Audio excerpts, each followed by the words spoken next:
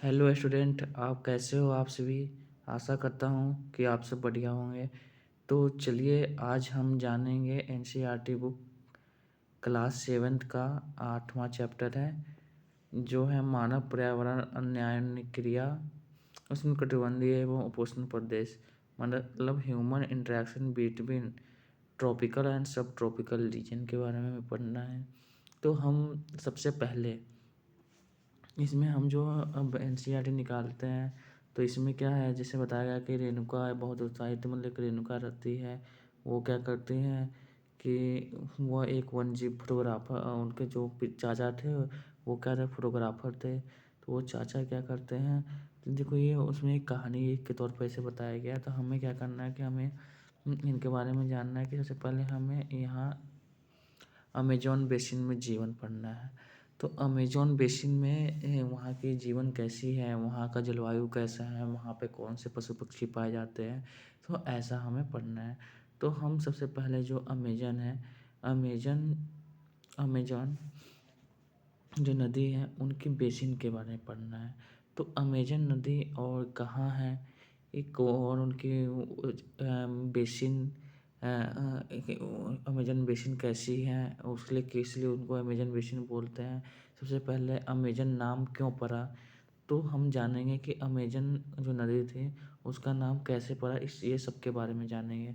तो अब यहाँ पर देखो, ये जो एक नीले कलर का बॉक्स दिया गया है, इसमें बताया गया है कि आप जानते हैं कि अमेजन नदी का नाम अमेजन कैसे पड़ा। तो आइए हम जानते हैं।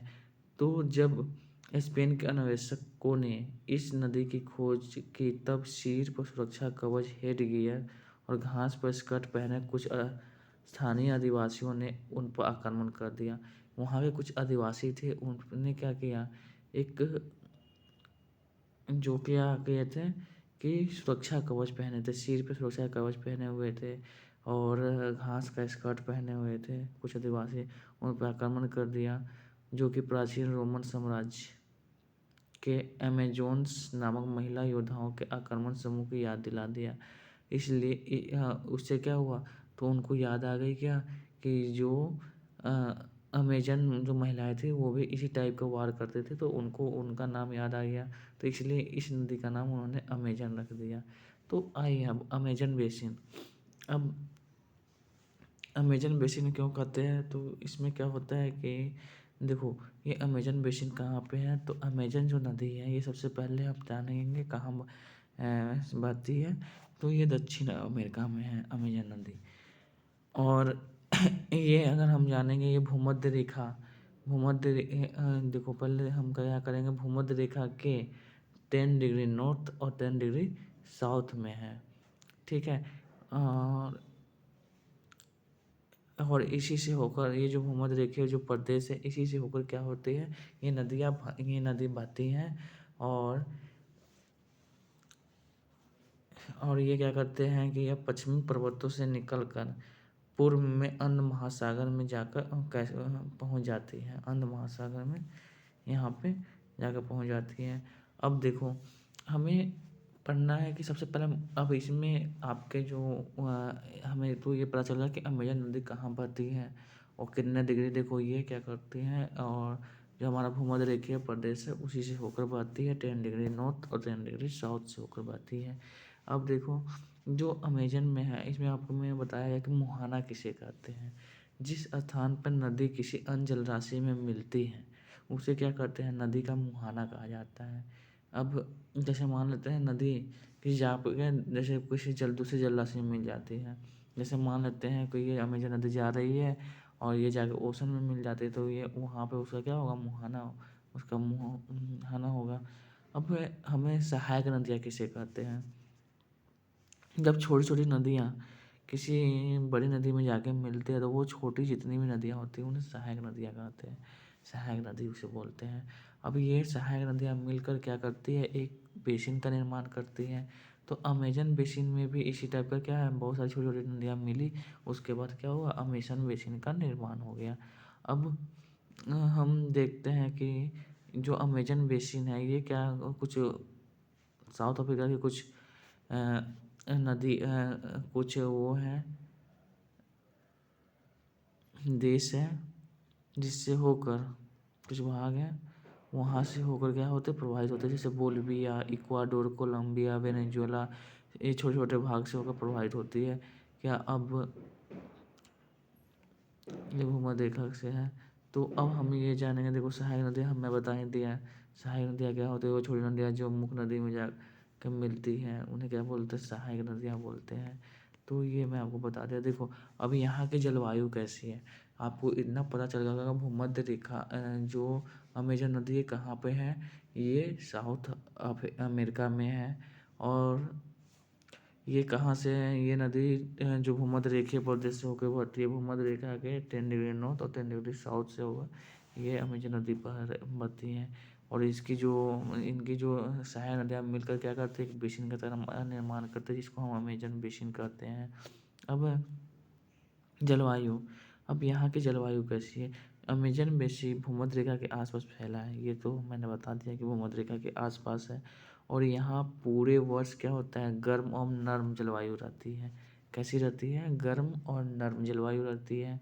यहाँ का मौसम कैसा, मौसम दिन और रात दोनों ही समय लगभग समान रूप से गर्म एवं आर्द्रता होती है। शरीर में क्या होता है, चिपचिपाहट सी महसूस होती है। फिर उसके बाद क्या है कि और थोड़ी आर्द्रता भी बनी रहती है। तो यहाँ पे तो यहाँ की जलवायु कैसी होती है, गर्मी होती है। जो गर्मी किस कारण से होती है, देखो भूमध्य रेखा जो रेखीय जो प्रदेश है वहाँ पे क्या है, सूर्य की रोशनी डायरेक्ट पड़ती है, जिस कारण क्या होगा, टेम्परेचर हाई होगा। तो टेम्परेचर हाई होगा तो क्या होगा, गर्मी होगी। और वहाँ पे आर्द्रता भी बनी रहेगी, इसलिए चिपचिपाहट महसूस होता है दिन। अब देखो वर्षावन, अब हम देख जानते हैं कि देखो यहाँ पे क्या है कि अगर टेम्परेचर हाई होगा तो क्या होगा, वाष्पीकरण वहाँ से क्या होगा, ज़्यादा होगा। जब वाष्पीकरण होकर जाकर वो बादल बनेगा तो इससे क्या होगा, बारिश ज़्यादा होगी। बारिश ज़्यादा होगी तो जंगल क्या होंगे, सघन होंगे, मतलब काफ़ी घने जंगल होंगे। तो यहाँ पे जो है, जो अमेजन जो बेसिन है, यहाँ पे जो जंगल है वो काफ़ी घने होते हैं। और इनकी पत्तियाँ, मतलब एक जो इनकी पत्तियाँ होती है वो जाके क्या होता है, छत का निर्माण करती है। मतलब कोई कब सूर्य का प्रकाश भी ये धरती तक नहीं पहुंच पाता है, इतने ज़्यादा घने होते हैं। और और ये हमारे जो यहाँ के जो जंगल हैं इससे हमें सबसे ज़्यादा ऑक्सीजन मिलती है। अगर हम बात करें 20% जो ऑक्सीजन है हमें, ये अमेजॉन वर्षावन से ही हमें मिलती है। तो अगर हम बात करें अब यहाँ पे कौन कुछ पौधे पाए जाते हैं जो परजीवी पौधे होते हैं। परजीवी पौधे में जैसे आर्कियाड, ब्रोमीलियाड नाम आपके एग्जाम में पूछ सकता है कि जैसे अमेजॉन वन है उसमें कौन से परजीवी पौधे पाए जाते हैं, तो आप बताएंगे आर्कियाड, आर्किड और ब्रोमीलाइड। ठीक है, ये होते हैं वहाँ के परजीवी कुछ पौधे हैं जिनका नाम आपको याद रखना बहुत ही ज़रूरी है। अब पक्षियों के नाम आप याद रखते हैं कि अमेजन इन जो बेसिन है वहाँ कौन सी पक्षी पाए जाते हैं, टूकन, गुंजन पक्षी पाए जाते हैं। जिनके जो टूकन होते हैं उनकी चोंचें काफ़ी लंबी होती हैं। भारत में हालांकि जो बहुत ही जो होती हैं वो भिन्न भिन्न टाइप की पक्षियाँ पाई जाती हैं, लेकिन वहाँ पे बड़ी चोंच वाली पक्षी पाई जाती हैं। रंगीन पक्षी वाले मकाओ ये सभी मिलते हैं। ब्रोमीलियाड क्या है, देखो ब्रोमीलियाड एक विशेष प्रकार का पौधा है। देखो इसमें क्या होता है, ब्रोमीलियाड, ब्रोमीलियाड भी एक परजीवी पौधा है। और इसमें क्या होता है, इसमें पानी अपने एक संचित रह जाता है, जिसमें क्या होता है, मेढक उसमें अपने अंडे देते हैं। ठीक है, इतना याद रखेंगे। अब अगर हम वहाँ पे बात करें कि कौन कौन से और भी प्राणी है, जैसे बंदर की बात करें, बंदर आते हैं, स्लॉथ, चींटी खाने।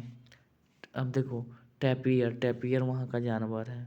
ठीक है, जानवर को पता चला, टैपियर, सांप, सर्प, बिच्छू, ये सब भी कुछ एनाकोंडा, हम अगर सांप, अजगर इनकी बात करें तो ये भी वहीं पे।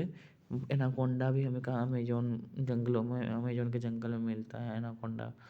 अब हम देखेंगे कि अब वहाँ के जो लोग होते हैं वो क्या करते हैं, महिलाएं क्या करती हैं, इनके बारे में जानेंगे। वर्षावन के निवासी, अब देखो वहाँ के जो लोग रहते हैं वो क्या करते हैं, तो पुरुष हैं वो क्या करते हैं, जनरली शिकार करते हैं।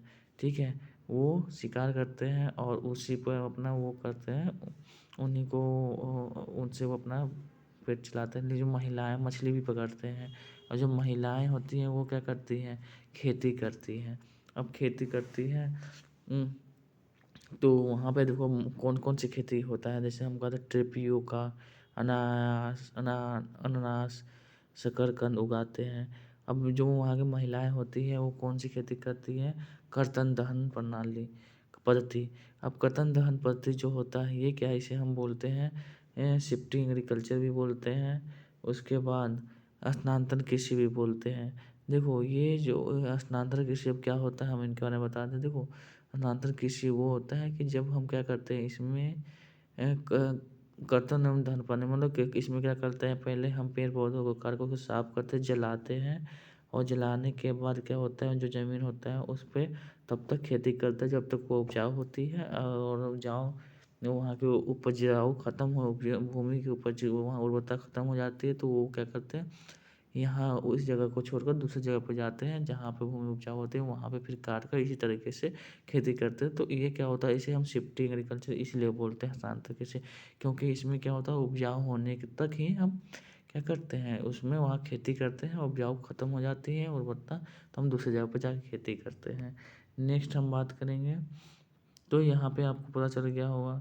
देखो अब अमेज़न जो नदी है धीरे-धीरे इनके क्या है यहाँ पे भी अब इनका भी धीरे-धीरे बदलने लगा है, यहाँ पे जंगल अब कटे जाने लगे हैं। फिर उसके बाद धीरे-धीरे ये भी अब नष्ट होते जा रहा है। तो हमें ये अमेज़न बेसिन के बारे में पता चल गया। आ अब आगे जो वीडियो होगा अब उसमें हम क्या पढ़ेंगे, गंगा ब्रह्मपुत्र बेसिन के बारे में पढ़ेंगे, जो हम आपको अगले वीडियो में बताएँगे कि गंगा ब्रह्मपुत्र बेसिन कैसा है। तो थैंक यू।